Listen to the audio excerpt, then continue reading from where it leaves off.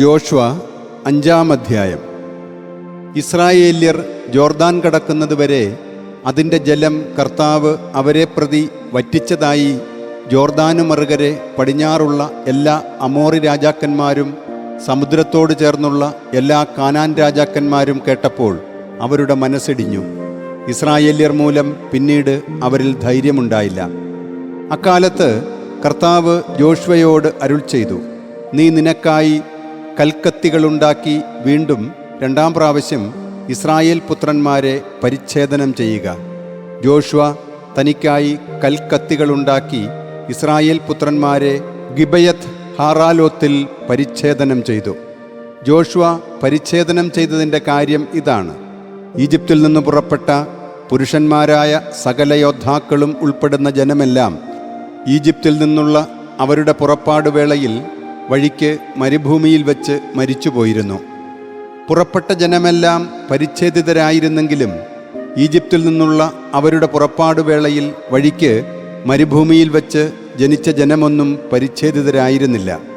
കാരണം കർത്താവ് നമുക്ക് നൽകുന്നതിന് ഇസ്രായേല്യരുടെ പിതാക്കന്മാരോട് ശപഥം ചെയ്ത നാട്, പാലും തേനും ഒഴുകുന്ന നാട് കാണിക്കുകയില്ലെന്ന് കർത്താവ് ആരോട് ശപഥം ചെയ്തുവോ, ഈജിപ്തിൽ നിന്ന് പുറപ്പെട്ട കർത്തൃസ്വരം അനുസരിക്കാത്ത യോദ്ധാക്കളായ ആ ജനസഞ്ചയം മുഴുവൻ തീരുന്നതുവരെ 40 സംവത്സരം അവർ മരുഭൂമിയിൽ സഞ്ചരിക്കേണ്ടി വന്നു. അവരുടെ സ്ഥാനത്ത് അവിടുന്ന് ഉയർത്തിയ അവരുടെ മക്കളെയാണ് ജോഷുവ പരിച്ഛേദന വിധേയരാക്കിയത്. കാരണം വഴിക്ക് അവരെ അവർ പരിച്ഛേദനം ചെയ്തിരുന്നില്ല. ജനസഞ്ചയത്തെയെല്ലാം പരിച്ഛേദനം ചെയ്യുന്നത് അവർ പൂർത്തിയാക്കിയപ്പോൾ അവർ സുഖപ്പെടുന്നതുവരെ അവരെ കരുതി അവർ പാളയത്തിൽ തന്നെ താമസിച്ചു. തുടർന്ന് ഈജിപ്തിൻ്റെ അപകീർത്തി നിങ്ങളിൽ നിന്ന് ഞാൻ ഇന്ന് നീക്കിക്കളഞ്ഞിരിക്കുന്നു എന്ന് കർത്താവ് ജോഷുവയോട് അരുൾ ചെയ്തു. അതിനാലാണ് ആ സ്ഥലത്തിൻ്റെ പേര് ഗിൽഗാൽ എന്ന് ഇന്നുവരെ വിളിക്കുന്നത്. ഇസ്രായേല്യർ ഗിൽഗാലിൽ പാളയമടിച്ചു. മാസത്തിൻ്റെ 14-ാം ദിവസം സന്ധ്യയ്ക്ക് അവർ ജെറീക്കോ സമതലങ്ങളിൽ പെസഹ ആചരിച്ചു. പെസഹായുടെ പിറ്റേ ദിവസം അവർ നാടിൻ്റെ വിളവിൽ നിന്നുള്ള പുളിപ്പില്ലാത്ത അപ്പവും ആ ദിവസം തന്നെ വറുത്ത ധാന്യവും ഭക്ഷിച്ചു. അവർ നാടിൻ്റെ വിളവിൽ നിന്ന് ഭക്ഷിച്ചതിൻ്റെ പിറ്റേ ദിവസം മുതൽ മന്ന നിലച്ചു. ഇസ്രായേല്യർക്ക് പിന്നെ മന്ന ഉണ്ടായിരുന്നില്ല.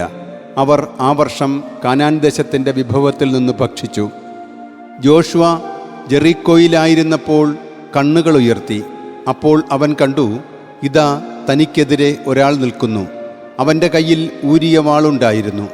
ജോഷുവ അവൻ്റെ അടുത്തു ചെന്ന് അവനോട് ചോദിച്ചു, നീ ഞങ്ങളുടെ പക്ഷത്തോ ഞങ്ങളുടെ എതിരാളികളുടെ പക്ഷത്തോ? അവൻ പറഞ്ഞു, അല്ല, ഇപ്പോൾ ഞാൻ വന്നിരിക്കുന്നത് കർത്താവിൻ്റെ സൈന്യാധിപനായി തന്നെയാണ്. അപ്പോൾ ജോഷുവ നിലത്തേക്ക് മുഖം കുനിച്ച് ആരാധിച്ചു. അവൻ അദ്ദേഹത്തോട് ചോദിച്ചു, എൻ്റെ നാഥൻ അങ്ങയുടെ ദാസനോട് പറയുന്നതെന്താണ്? കർത്താവിൻ്റെ സൈന്യാധിപൻ ജോഷുവയോട് അരുൾ ചെയ്തു, നിന്റെ പാദങ്ങളിൽ നിന്ന് നിന്റെ ചെരുപ്പ് അഴിച്ചു മാറ്റുക. എന്തെന്നാൽ നീ നിൽക്കുന്ന ഇടം വിശുദ്ധ സ്ഥലമാണ്. ജോഷുവ അപ്രകാരം ചെയ്തു.